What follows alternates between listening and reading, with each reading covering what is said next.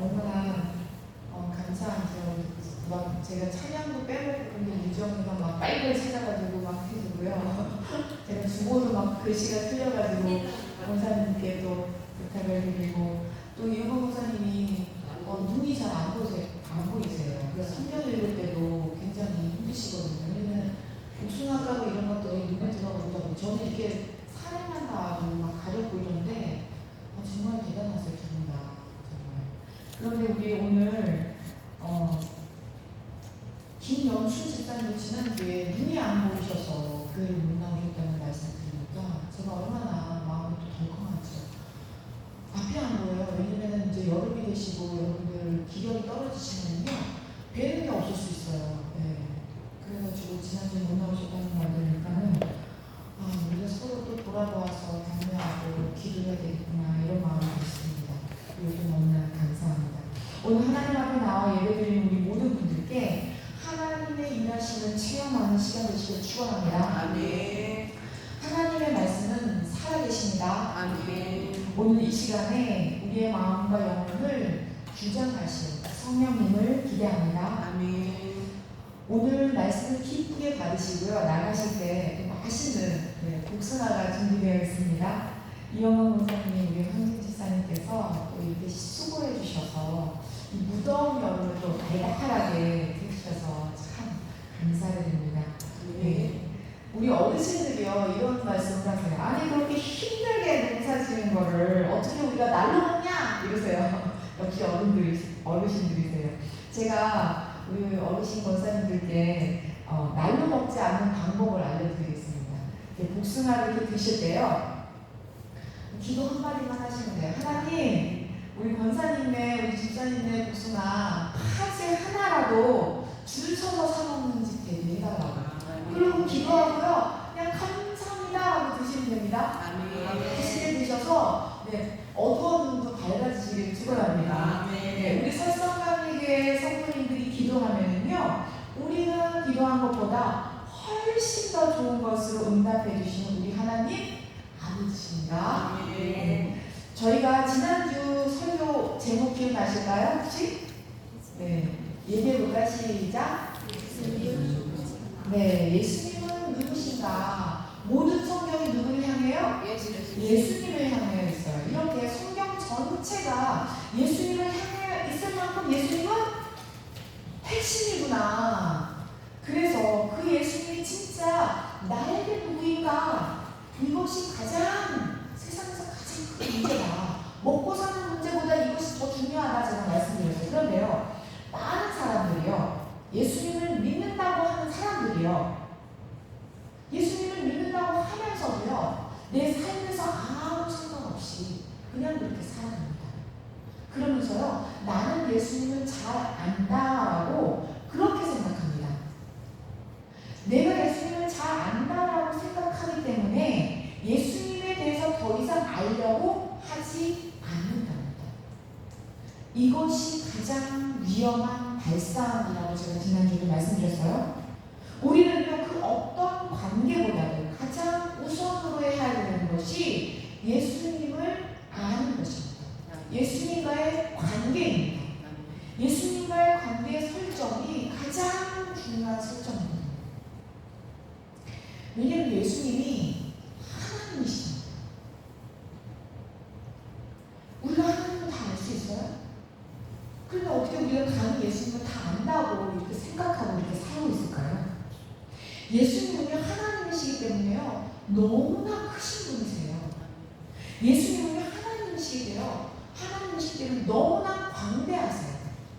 그 높이와 깊이를 우리는 다 알 수 없어요. 그래서 우리는요 예수님을 알려달라고 성경을 읽고 기도하고 성령님께 구해야 합니다. 옆 사람에게 좀 말할까요? 예수님을 아는 것이 힘입니다. 예수님을 아는 것이 힘입니다. 혼자 말하게 하지 마시고 옆에 붙어서 얘기하세요. 다시 이렇게 얘기할게요. 예수님을 진짜 알아야 합니다. 예수님을 진짜 알아야 합니다. 예수님을 알아야 진짜 하나님이 태초에 나를 창조하신 모습 그대로 그 형상 그대로를 회복하실 수 있습니다. 예수님을 알아서 진짜 내 찾으시기를 축원합니다. 아멘. 지난주 설교처럼 내 인생에서요, 다른 사람 말고 예수님은 누구신가 이것을 알게 되면 지난주에 설교했던 마태처럼 자신에게 돌을 던지는 사람을 향해서 복음을 들고 나간다는 거예요. 그리고 누가처럼 영혼 구원하여 제자 삼는 일에 오래 한다는 거예요. 예수님이 정말 내 인생에 누구이신가 이것을 진정 알게 되면요, 우리도 마태처럼, 우리도 누가처럼 그렇게 살게 하시는 분이 예수님이십니다. 그래서 내주 예수 계신 곳이 그 어디나 하늘나라. 그렇게 살게 하십니다. 오늘 말씀 속에서 예수님을 더 깊이 만나는 저와 여러분 되시길 축원합니다. 아멘. 제가 지난주에도 설명해 드린 대로요, 우리는 지금 사복음서, 그렇죠? 사복음서를 하나로 이렇게 통합하면서 예수님의 스토리를 하나로 쫙 지금 꿰어가고 있는 중이에요. 그래서 지난주에 말씀드렸듯이 마태가 고백한 예수님은요, 왕으로 오신 예수님 이렇게 고백했어요. 마태는요. 그래서 마태복음을 쫙 펴니까 뭐부터 나왔다고요? 족보부터요. 족보는 사실이니까 자 봐라, 예수님이 왕족이셨잖아 하면서 이 족보를 가지고 오히려 증명한 거예요, 유대인들이. 그래서 마태복음을 한마디로 요약하면요, 왕으로 오신 예수님인 거예요. 제가 마태복음의 관점 하면 여러분들은 뭐라고 대답하면 될까요? 왕으로 오신 그렇죠. 감사합니다. 네. 한번 제가 앞에 걸 해볼게요. 마태복음의 관점은요? 왕으로 오신 예수님. 네, 한 번 더 해볼게요. 왜냐면 이 관점이 중요합니다. 지금 마태는 예수님을 누구라고 표현했대요? 왕으로요. 왕으로 오신 예수님이라는 거 다시 한번요. 마태복음의 관점은요? 왕으로 오신 예수님. 네. 그런데 오늘은 무슨 복음이에요? 누가복음이란 말이에요. 그런데 누가는 유대인이에요? 아니요. 무슨 사람이에요? 이방인. 이방인, 헬라인이었단 말이에요. 그러면 여기 보세요. 누가복음은요, 누가는 이방 사람이었잖아요. 누가복음은 누가라는 이방 사람이 누구에게 썼어요? 누구에게요? 데오빌로 가카에게 지난주에 했어요. 그렇죠? 데오빌로 가카도 이방 사람이에요. 보세요. 이방 사람이 이방 사람에게 편지를 쓰는데 유대인의 족보를 쓰면 알아요? 네, 미국 사람에게 우리나라 경주 이씨를 얘기하면 알아요? 우리나라 사람에게 경주 이씨하면 딱 알잖아요. 그렇지만 미국 사람에게 경주 이씨 그럼 그게 뭡니까? 이러잖아요. 그렇죠? 몰라요. 다시 말해서요, 누가도 이방 사람이기 때문에, 데오빌로도 이방 사람이기 때문에 족보를 쓰면 알아요? 모른다. 그래서 누가복음에는 족보를 썼을까요? 없어요. 족보 생략합니다. 그럼 누가는 어떤 관점으로 이걸 썼나 궁금하잖아요. 그렇죠? 데오빌로 가까이에 쓰는데 둘 다 유대인이 아니기 때문에, 이방인이기 때문에 족보를 안 썼단 말이에요. 그런데 누가는 직업이 뭐라고요? 의사였기 때문에요, 족보를 뺍니다. 그리고요, 의사이기 때문에요, 예수님의 근원부터 우리 지난주에 읽은 거요, 자세히 미루어 살펴봅니다. 그래서 우리는요, 누가 하는 어떤 관점으로 썼냐면요, 사람의 아들로 오신 예수님을 기록합니다. 얼마나 놀라워요? 완전한 사람으로 오셨구나. 하나님이 어떻게 이렇게 사람으로 오셨지? 의사답지 않아요? 의사답게 썼단 말이에요. 구약에서 다니엘과 에스겔이 인자라고 표현했습니다. 사람의 아들, 그분이 하나님이다 라고 표현했던 것처럼 누가는 의사적이고, 의사는 뭐예요? 과학자잖아요. 과학자적인 관점으로 사람의 아들로 오신 예수님, 이것을 표현한 것이 누가복음이라는 거예요. 그럼 제가 이번에는 누가복음의 관점 하면은 우리 성도님들이 뭐라고 대답하시면 되죠? 사람의 아들로 오신 예수님. 그렇죠. 제가 앞에 걸 한번 해보겠습니다. 누가복음의 관점은요, 사람의 아들로 오신 예수님. 네, 이게 인자로 보이시나요? 인자? 한국의 인자? 사람의 아들로 오신 예수님.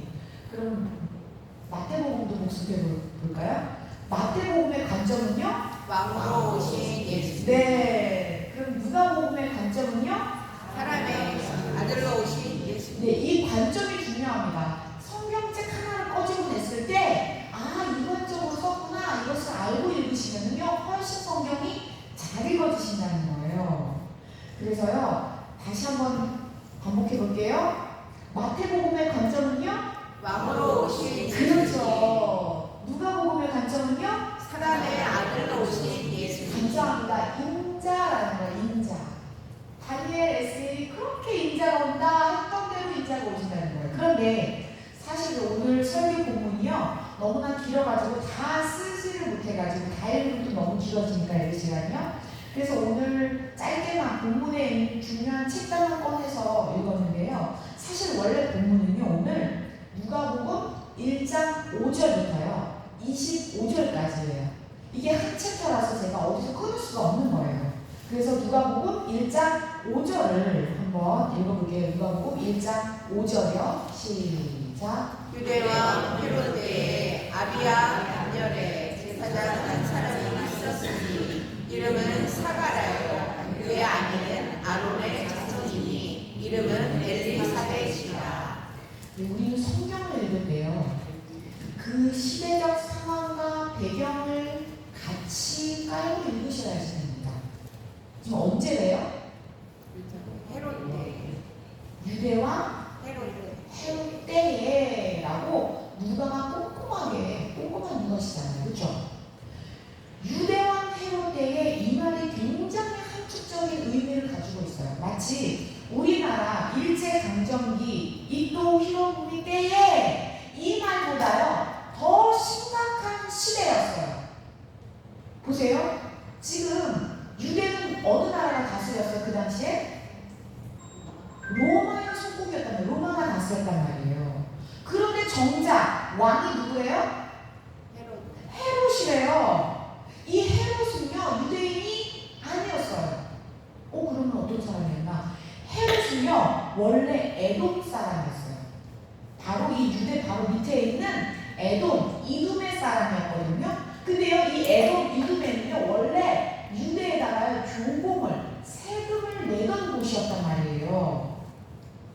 왜 예수님이 성경에서 이런 말씀을 하셨어요? 헤롯을 가지고 뭐라고 표현했었어요? 여우라고 표현했었어요. 헤롯을 가지고. 그만큼 헤롯은요 간교했다라는 것을 알 수 있어요. 헤롯은요 머리가 팽팽 돌아갔어요. 그래서요 그 당시 로마가 지금 모든 세계를 제패할 것을 눈치채가지고요 로마에다가 돈을 엄청 갖다 줍니다. 어마어마하게 돈을 갖다 주고요 지금 유대를 차지한 거예요. 그래서 로비를 해서 지금 유대에 뭐가 됐어요? 왕이 된 거예요. 지금 원래 유대에다가 돈을 이렇게 세금을 내야 할 에돔 사람이 이 정치를 보고 세계가 돌아가는 것을 판단하고 어디다가 돈을 갖다 줘요? 로마에다가 어마어마한 로비 활동을 해서 지금 어느 나라 왕이 됐어요? 유대 왕이 된 거예요. 원래는 변방 사람이. 그러면 보세요. 이 에돔 사람이 유대에다가 돈을 냈던, 세금을 냈던 변방 사람이 유대의 왕이 됐어요. 지금 주객이 전도됐잖아요. 그러니 얼마나 그동안 유대인들에게 맺힌 게 많을까요? 그렇지 않아요?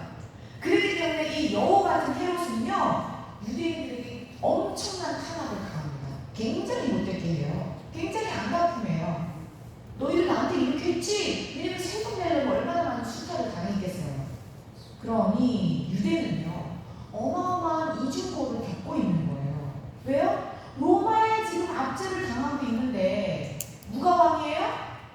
아유 그 헤롯이, 그 변방의 헤롯이 왕이 됐으니 너무 눈치 뻔 거예요. 너무나 힘든 거예요. 그러면서 이제 본문을 볼게요. 아비야의 반열에 누가 있었대요? 제사장이 있었는데 이름이 뭐래요? 사가랴가 성경을 동그라미 치세요. 제가 그 성경 가지고 오시면 항상 빨간 볼펜 준비하시고 예배 시간에 미리 펴시고 준비하시라고 그러시잖아요. 최명남 권사님은 미리 쫙 준비하고 계셨거든요. 네. 빨간 볼펜 가지고 오셔서 동그라미 치세요. 사가랴. 이게 무슨 말이냐면요. 이게 역대상 24장에 나오는 내용인데요. 대제사장이 아론이잖아요.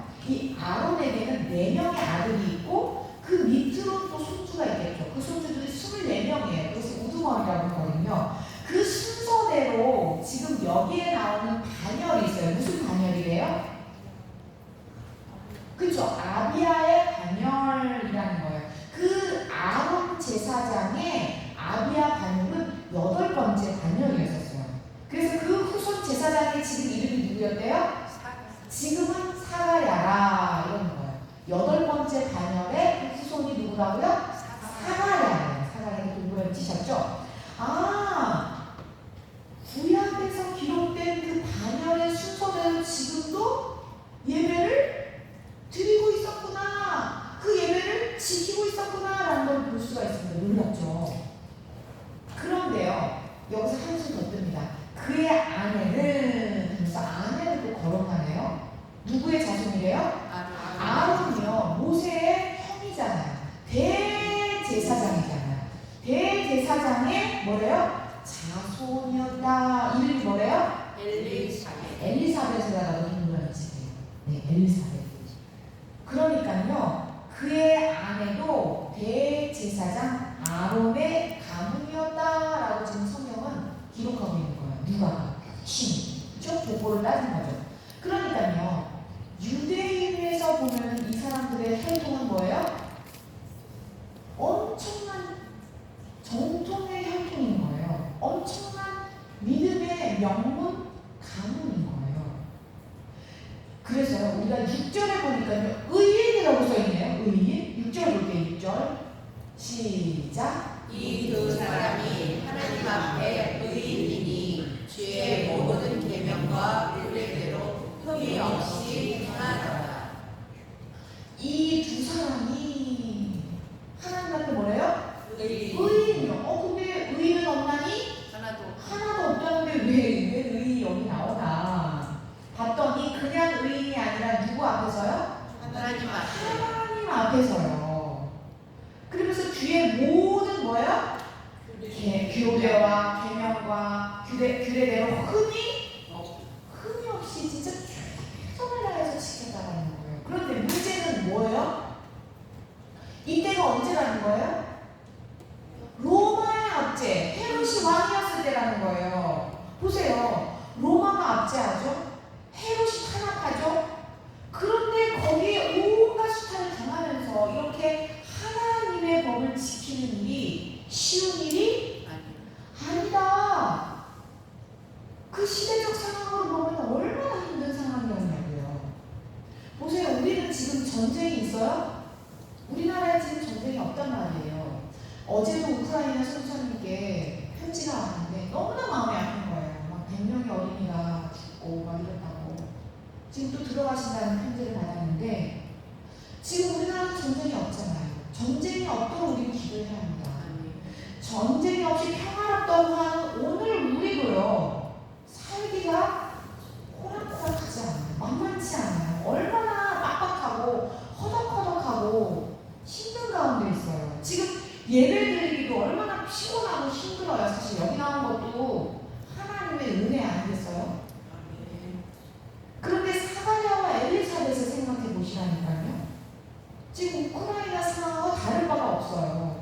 엄청난 탄압과 핍박 그 앞에서도 개의치 않고 주의 모든 계명과 규례대로 뭐 없이요? 흠이 없이.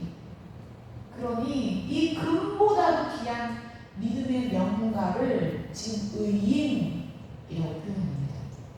근데 이 믿음의 명문가에요, 아주 심각한 문제가 있었네요. 아주 심각해요. 그 문제가 7절이에요. 7절 읽어볼까요? 시작. 엘리사벳이 잉태를 못함으로 그들에게 자식이 없고 두 사람의 나이가 많더라. 네. 당시에요, 자식이 없다라는 거는 지금하고는 완전 다릅니다. 지금은 뭐 결혼도 선택이요, 자녀를 낳는 거는 뭐 특권이잖아요. 아이를 낳으면 막 100만 원씩 주고 막 학교 갈 때 막 몇백만 원씩 받고 어느 회사는 1억씩 준다 막 이러잖아요. 근데 그 당시에는요, 자녀를 못 낳으면요 수치였어요. 부끄러움을 당하는 일이었어요. 어느 정도의 부끄러움이냐면요, 하나님이 벌했다라고 생각해요. 아니 지금 대제사장의 가문으로 얼마나 하나님을 위해서 정말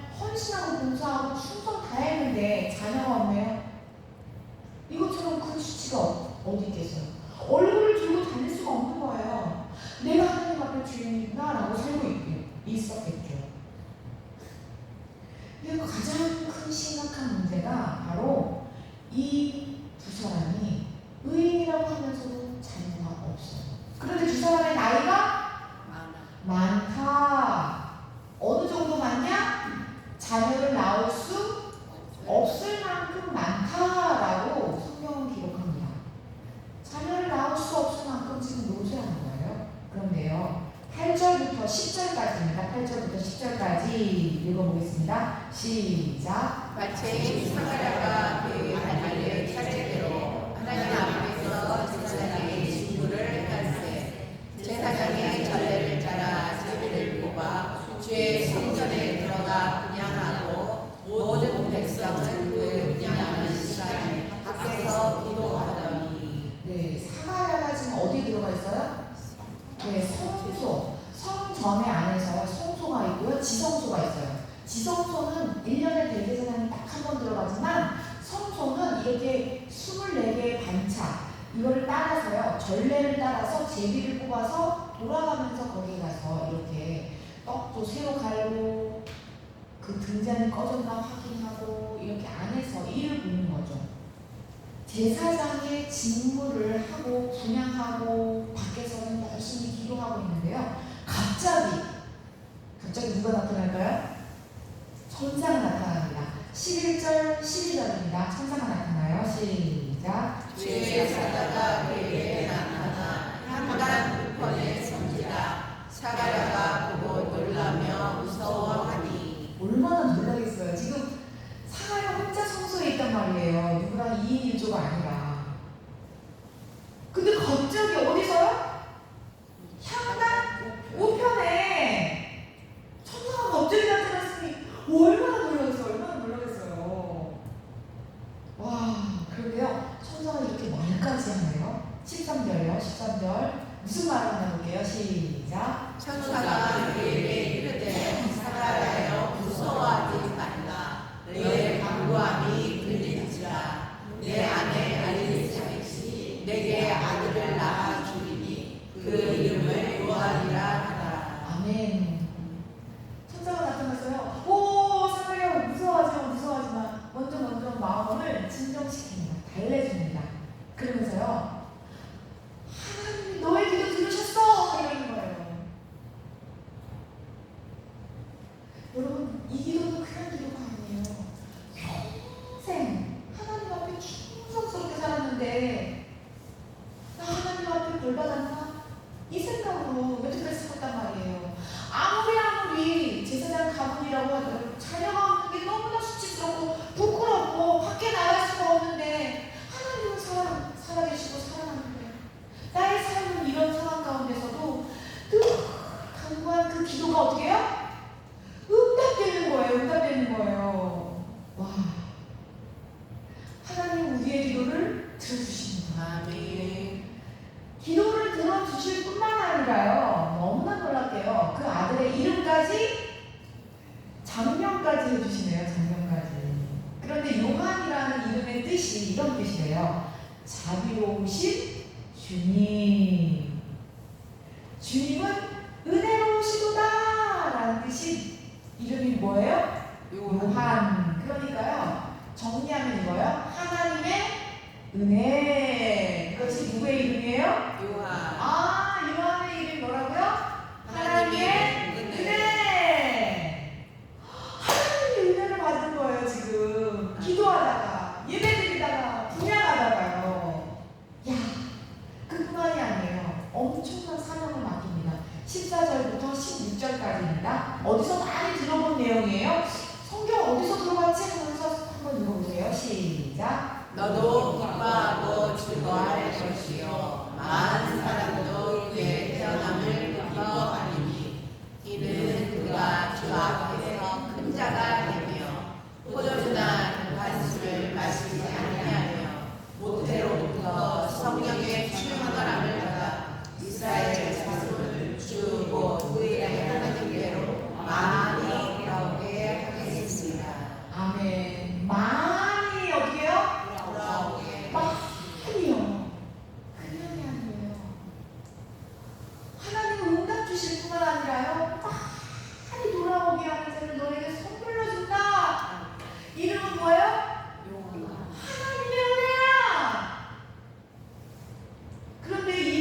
보니까 누구랑 비슷해요? 그렇죠. 주사님 감사해요. 삼손하고 똑같아요. 지금 삼손 때도 뭐라고 했어요? 그렇죠. 포도주나 독한주를 입에 대지 말라는 거예요. 그러니까 다시 말해서 하나님의 은혜를 받은 이 요한은 뭐예요? 나실인이었구나.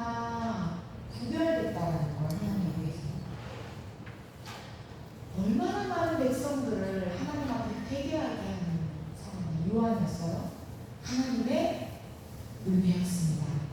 그러면서 오늘 읽으실 제일 중요한 이제 포인트로 왔어요. 네, 제일 중요한 포인트 17절 읽어보겠습니다. 시작. 그가 또 엘리야의 신령과 능력으로 주 앞에 먼저 와서 아버지의 마음을 자식에게 거스르는 자를 의인의 쓸기에 돌아오게 하고 주를 위하여 새로운 백성을 준비하리라. 네, 우리 성도님들께 제가 부탁드리고 싶어요. 제가 주일날 아주 이 말씀을 읽는 것도 제가 선별해서 최대한 압축해가지고 이해할 수 있도록 먹여드리려고 하기 때문에요. 좀 읽으세요 할 때는요, 아주 그 말씀을 받아 먹는 제비가 입을 쫙쫙 벌리는, 입을 크게 벌리는 제비에게 엄마가 준다는 거 아시죠? 네. 가장 입이 커야지 들어간다는 거 아시죠? 음식이. 지금 그거예요. 아주 마음을 다해서 성경을 읽으세요. 왜냐면 집에 가서 읽는다 안 읽는다? 절대 성경을 안 핀다. 이 본문은 안 핀다는 거죠. 그렇기 때문에 이 자리에 지금 나와 있는, 하나님 앞에 예배드리러 나와 있는 이 시간만이라도요, 좀 집중해서 말씀을 읽읍시다. 그럴 때 입을 쫙쫙 벌리세요. 누구처럼? 제비처럼요. 하나가셔야죠. 하나님 말씀을. 아멘. 제발요. 왜냐면 하나님의 말씀이 살아있거든요, 여러분. 아멘. 정말 입에 넣어드리고 싶어요, 여러분. 지금 백성을 어떻게 해야 돼요? 준비하라는 거예요. 백성을 준비하라. 아멘. 오늘 설교 제목이 뭐예요? 백성을 준비하라. 하나님의 목적이 뭐예요, 지금? 백성을 준비하게 하는 거예요. 지금 구약이 끝났잖아요. 어디로 들어왔어요? 신약에 들어와서 지금 하나님 뭘 준비하고 계세요? 하나님의 백성을 준비하고 계시는 거예요. 구약에서 하나님의 백성을 어디서 준비했어요? 창세기에서, 애굽에서 준비했잖아요. 지금 신약에서도 하나님이 새 백성을 준비하고 계시는 하나님이십니다. 백성을 준비하라는 거예요. 그런데 지금 누구의 신령으로 준비하래요? 엘리야. 엘리야가 나왔네요. 드디어. 아주 중요한 구절입니다, 여러분. 엘리야는요, 제가 늘 말씀드려요. 구약의 모든 선지자의 뭐예요? 전형이라는 거예요. 그러니까 선지자의 대표가 엘리야예요. 그 이유가 있어요. 그렇죠? 우리가 엘리야 하면은 떠오르는 사건이 있어요. 뭐죠? 그렇죠. 갈멜산 사건 기억나시죠? 갈멜산 사건이 왜 중요하냐? 아주 중요합니다. 왜냐면 원래 하나님의 나라가 이스라엘이잖아요. 그렇죠? 근데 그 이스라엘이 북이스라엘로 갈려지면서 북이스라엘의 그 아합 왕이 이 하나님의 나라를 어떤 나라로 완전히 간판을 바꿔요? 우상숭배의 나라, 바알과 아세라에게 완전히 다 갖다 바친 거예요. 그러니까 이거죠. 지금 설성남리 교회가 이 간판이 설성남리 교회인데 뭐를 바뀌었어요? 절이나 뭐 이슬람 사원이 되어버린 게 지금 그 상황이라는 거죠. 그런데 아합은 이 교회 하나만 바뀐 게 아니라 지금 나라 전체를 몽땅 갖다가 우상숭배해버린 거예요. 그러니까 하나님 나라가 무슨 나라가 된 거예요? 우상의 나라가 돼버린 거예요. 그러니까 하나님이 가만히 안 계시겠죠. 가만히 계시겠어요, 하나님이. 그래서 하나님은 누구를 통해서요? 엘리야를 통해서 누가 진짜 하나님인지 대결해보자 이런 거예요. 누가 살아계신 하나님인가? 그래서 갈멜산 그 사건이 터진 거죠. 갈멜산에서 바바밤 하고 정면으로 대결합니다. 우리가요, 그 당시에 아합 왕 때는 눈으로 볼 때는 참 이스라엘이 망했구나. 그래 이제 우상숭배의 나라가 됐구나. 이렇게 생각했지만 누가 이겼어요? 엘리야가요.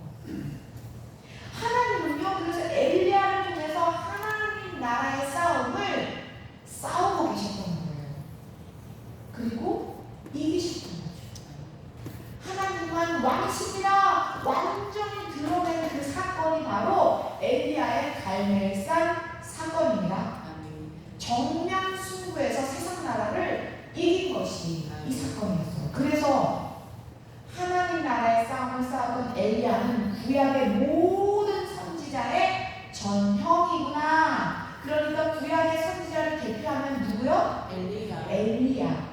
선지자 대표가 누구라고요? 엘리야. 이렇게 생각하시고 성경을 읽으셔야 됩니다. 그런데 그 엘리야가 나중에 죽었나요? 아니요. 어떻게 됐죠? 올라가서. 어떻게 됐어요? 승천했단 말이에요. 승천. 그런데 보세요. 지금요. 오늘 본문에 보면은요. 지금 천사가 누구한테 나타났어요? 사마리아에게 나타나서 누가 온대요? 엘리야가 온대요. 그 승천했던 엘리야가 온다는 거예요. 놀랍지 않아요? 그런데 우리는요. 이 부분이 굉장히 중요합니다. 성경의 위대함을 다시 한번 발견하게 되는 곳이 바로 이 부분이에요. 지금 엘리야는 죽지 않고 뭐였어요? 승천했잖아요. 그런데 지금 뭐 한대요? 다시 온대요. 이것만 해도 놀랍지 않아요? 우리 하나님 아버지는요 정말 전지전능하세요. 왜냐면요 제가 성경을 연구하고 알면 알수록 정말 소름이 끼칩니다. 너무나 놀라워서 저는 여러분들과 함께요 이 놀라운 것을 직접 같이 경험하기를 원해요. 그게 뭐냐면요 성경은요 창세기부터요 요한계시록까지 하나도 끊어짐이 없이 이어진다는 거예요. 연결된다는 거예요. 이 성경의 역사만 지금 우리는 최소 3,600년으로 생각하고 있지만요 끊임없이 이어져서 이 계시록까지 깍두기처럼 이렇게 딱딱딱딱 끊어지는 게 하나도 없어요. 이 성경에 다 연결되어서 계시록까지 가고 있다는 것이 이것이 놀라운 거예요. 보세요. 지금 엘리야만 해도 그래요. 그 승천했던 엘리야가 지금 어때요? 다시 온다는 거예요. 그것을 지금 천사가 누구에게 알려줘요? 사마리아에게 알려주고 있는 장면이잖아요. 근데 보세요. 지금 사마리아의 입장을 보세요. 사마리아의 입장은요. 사마리아에서부터 시작한 엘리야는 몇 년 전 사람이냐면요. 1000년 전 사람이에요. 아니 100년 전도 아니고 200년 전도 아니고 몇십 년 전도 아니고 몇 년이요? 1000년이요. 그리고 구약 성경에서 엘리야는 대표잖아요. 선지자의 대표잖아요. 근데 그 대표 1000년 전 사람이 지금 온대요. 누구로 온대요? 사마리아의 아들로 온대요. 아니 그게 믿어지세요? 이게 말이 돼요? 근데 우리는요 여기서요 지금 1000년이잖아요. 딱 중간 지점에서 하나님이 다시 말씀해 주신 게 있어요. 놀라워요. 제가 아까 성경이 이어진다고 그랬잖아요. 성경이 끊어지지가 않아요. 성경이 생뚱맞게 1000년을 건너뛰지 않아요. 중간에 분명하게 말씀하신 게 있어요. 그래서요 구약의 마지막 책이 뭐죠? 말라기. 네, 말라기.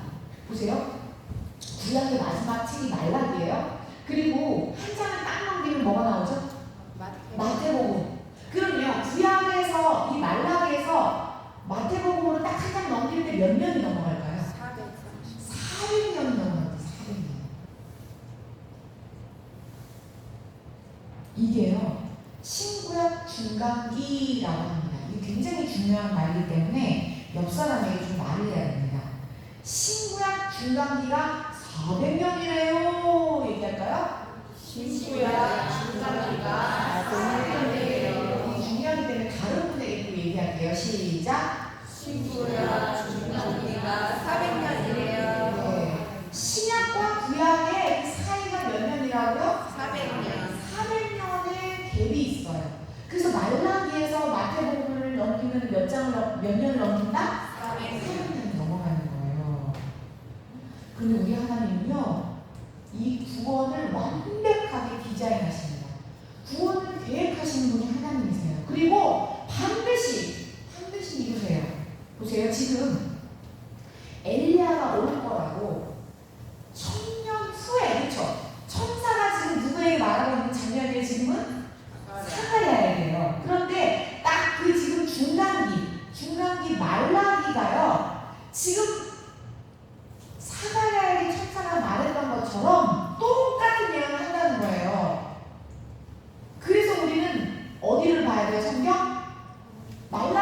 확인해봐야 돼요. 지금 천사가 말한 내용은요, 말라기의 내용을 그대로 얘기하고 있어요.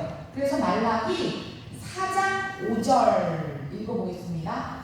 시작. 보라, 여호와의 크고 두려운 날이 이르기 전에 내가 선지자 엘리야를 너희에게 보내리니. 근데 누구요?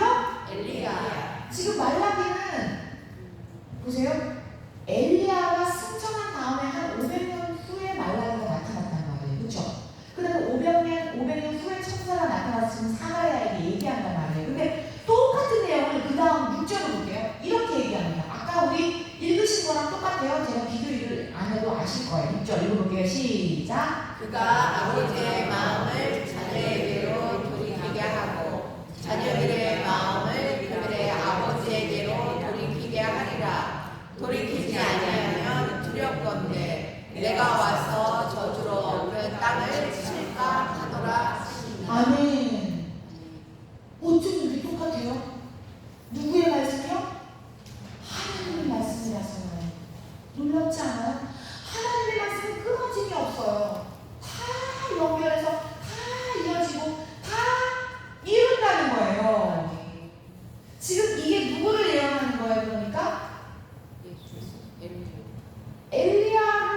엘리야가 온다고 누구한테 얘기한 거예요? 사가랴의 아들이 누구예요?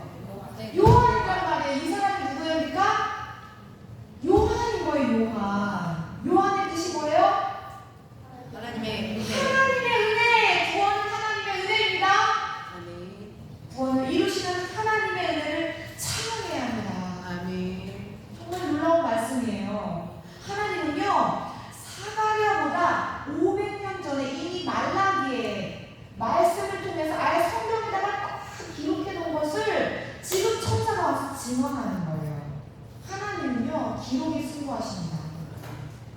인간은 변해요. 인간은 늘 변해요. 조속하는 변해요. 시대도 변해요. 얼마나 변해요? 시대가 너무나 빨리 변해요, 요즘에는. 그러나 하나님의 말씀은 영원하십니다. 아멘. 하나님의 말씀은 반드시 성취됩니다. 아멘. 하나님은 말씀으로 하나님의 백성을 지금 준비하고 계십니다. 그리고 그 말씀 그대로 지금 가브리엘 천사가 그 말씀이 이루어진다. 몇 년도예요? 1000년도예요. 존경하신 여러분, 지금 사가랴가 언제요? 분양할 때요. 언제요? 기도할 때요. 언제요? 예배 드릴 때요. 다른 때가 아니에요. 하나님 앞에서 진심으로 분양할 때 이 말씀이 이루어졌다는 거예요. 사가랴가 하나님 앞에 정말 나는 하나님께 벌받는 사람인가? 자식이 없지만 전심을 다해서 예배드릴 때 이 말씀이 이루어졌다는 거예요. 사가랴가 하나님 앞에 전심을 다해서 그 제사장의 직무를 그 어려운 시대에 감당해낼 때 이 말씀이 이루어집니다. 존경하신 여러분, 기도의 자리, 말씀의 자리, 예배의 자리를 사수하시기를 축원합니다. 우리의 정체성은 예배자입니다. 진짜요? 예배에 실패하면 다 실패입니다. 그래요? 가끔가다 여기 시험 드시는 분이 계세요. 시험 들면 뭐부터 빠져요? 예배부터 빠집니다. 예배는요, 하나님과 나와의 관계거든요. 그래서 시험 들면 예배부터 빠진다니까요. 예수님만 왕이십니다 하는 이 태도가 예배예요. 다른 것보다 예수님을 우선으로 하겠습니다. 내 마음이 힘들고 어려워도 예수님을 높이겠습니다 하면서 예배의 자리에 나오는 게 승리하는 거예요. 오늘 사가랴처럼 그 어려움과 환경과 그 여건을 뛰어넘어서 예배를 가장 우선하시는 저와 여러분 되시기를 축원합니다. 하나님은 예배로 하나님의 백성을 준비하십니다. 존경하신 여러분, 그런데 사가랴가 당대의 의인이라고 기록했잖아요. 그렇죠? 그렇지만 보세요. 여러분 같으면 1000년 전에 승천한 그 엘리야가 나타나가지고 그 엘리야가 바로 내 아들이다 이러면 아멘 이렇게 믿어요?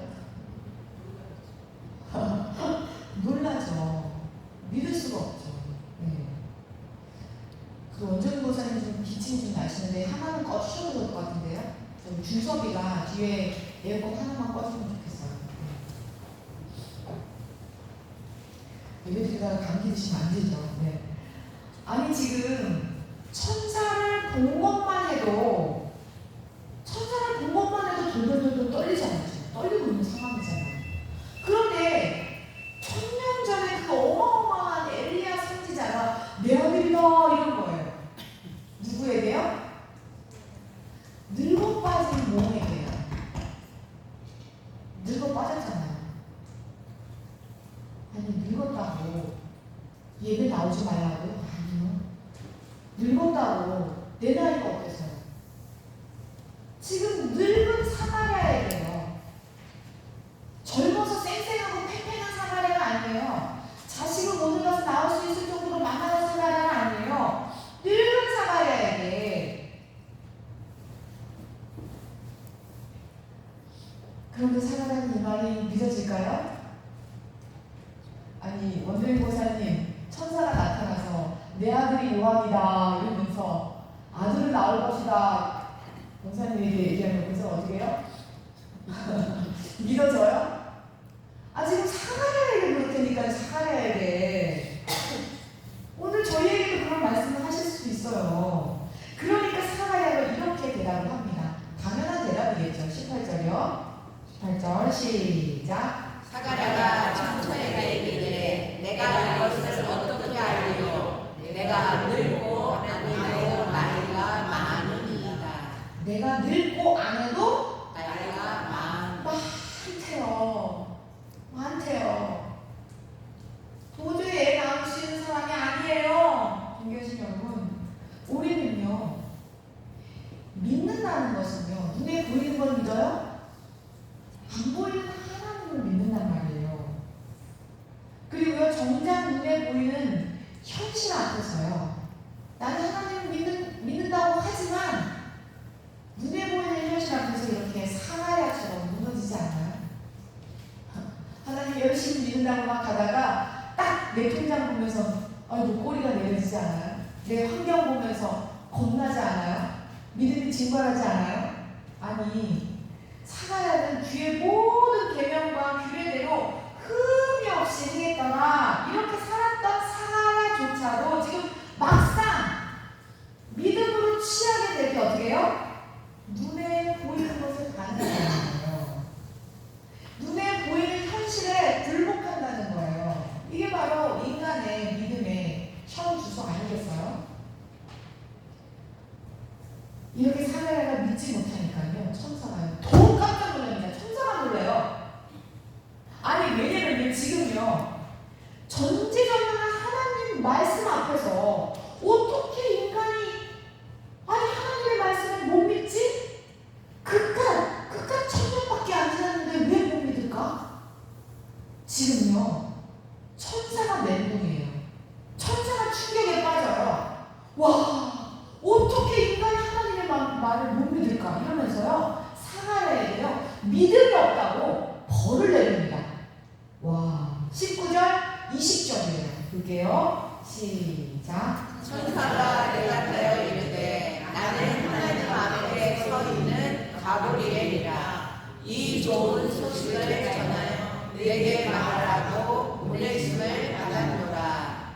보라, 이 일이 되는 날까지 내가 말을 못하는 자가 되어 능히 말을 못하리니 이는 내가 내 말을 듣지 아니하거니와 내가 이르면 내 말이 이루어지리라 하더라. 내 말이 이루어지리라. 아멘. 내 말이 이루어지리라. 그때만 이루어졌나요? 다 이루어졌습니다. 아멘. 천사가 놀란다니까요. 뭐라고? 하나님이 나를 신부로 보내가지고 의인을 해서 왔더니 뭐라고 하나님을 인간 주제에 감히 하나님 말을 못 믿어? 와 지금 천사 뚜껑 열리는 거 보이시나요? 하나님이 사가랴에게 말 못하게 해라 이렇게까지 했을까요? 아니요. 지금 이건 천사의 권한으로 사가랴의 입을 다물게 한 거예요. 이는 내가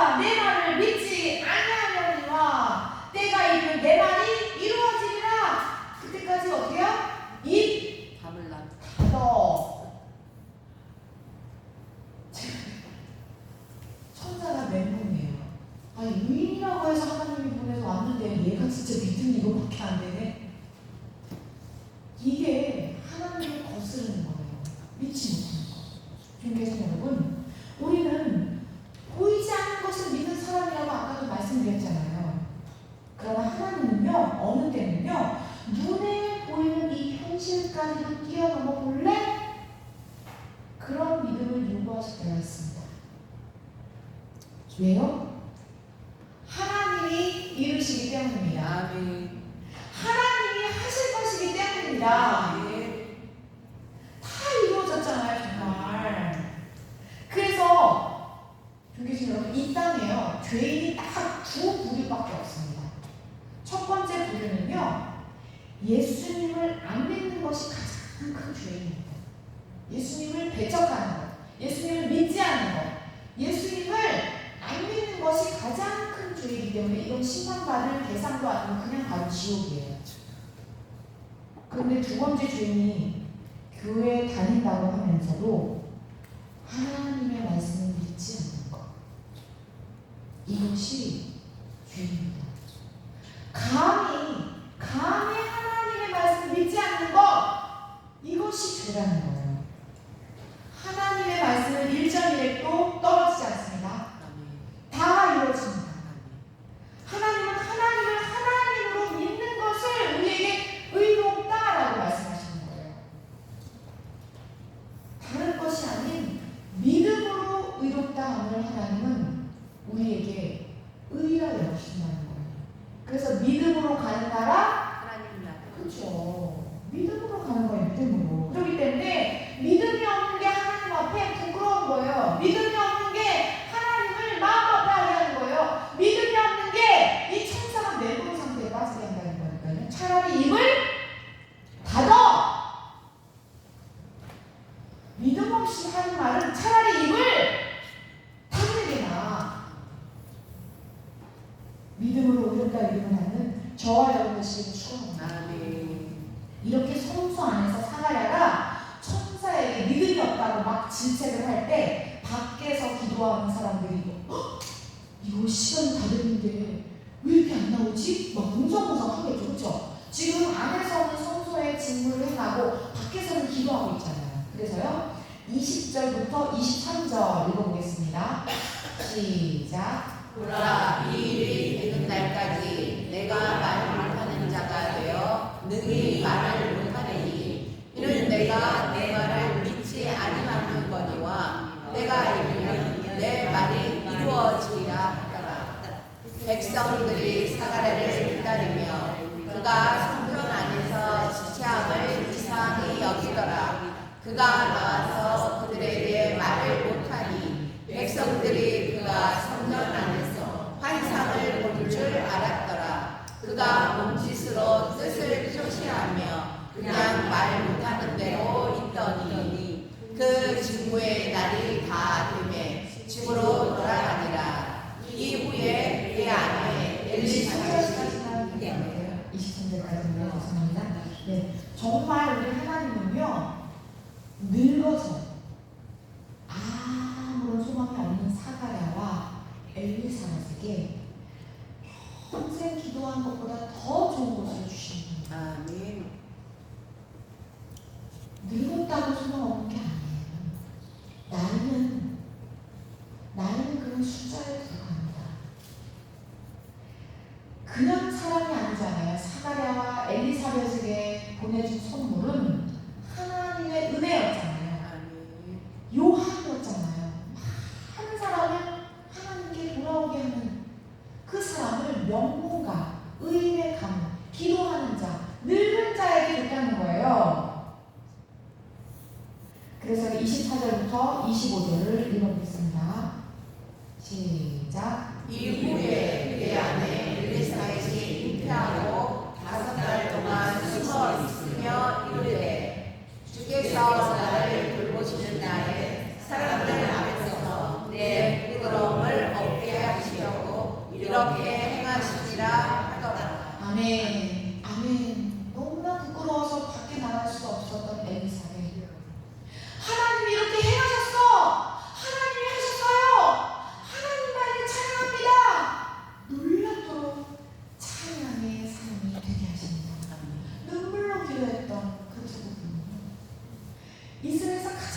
조난을 받는, 존경을 받는 사람이 됩니다. 하나님은 이렇게 우리의 기도도 들어주십니다. 그걸로 끝내지 않으시고 요한은 바로 예수님의 길을 준비하는 사명자가 되게 하십니다. 존경하신 여러분, 우리 하나님은요 1.1도 틀림이 없으십니다. 그리고요 1000년이 지나도 2000년이 지나도 하나님은요 시간을 초월하시는 분이시랍니다. 반드시 그 말씀은 이루어집니다. 성경의 모든 말씀은 이미 다 이루어졌고요. 이제 뭐만 남았어요? 예수님의 재림하실 것만 남았다니까요. 오늘 이렇게 하나님 앞에 나와 예배 드릴 때 말씀이 일하십니다. 말씀은 정말 그래서 놀라워요. 하나님 자신이기 때문이에요. 말씀이 살아있기에 오늘 우리 심령 안에서도 활동하시는 것이 말씀이세요. 오늘 사가랴처럼 엘리사벳처럼 어떤 환경과 여건 속에서도 나이가 늙었건 젊었건 하나님만 왕이십니다 하며 예배와 말씀으로 살아낼 때 우리 하나님은 하나님 되심을 우리의 인생에서 나타내 보이시는 하나님이십니다. 존경하신 여러분, 우리의 몸이 얼마나 점점 더 약해지고 시간은 왜 이렇게 빨리 가는 거예요 도대체? 그러나 어떻게든 예배 안으로 들어와서 하나님을 기대할 때 우리 하나님은 더 놀라운 하나님의 은혜를 베푸십니다.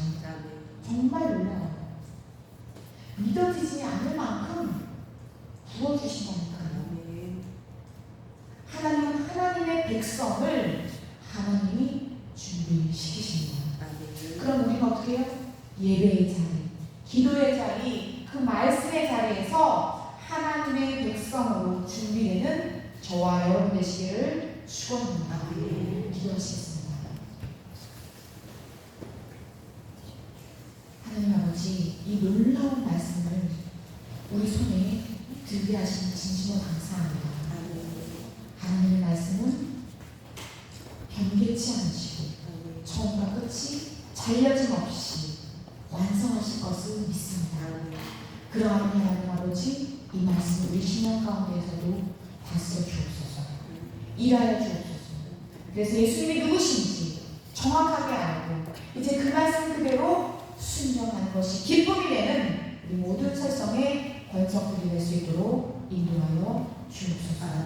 이 모든 것을 주님께 감사드리며 주 예수 그리스도 이름으로 기도드렸습니다. 아멘.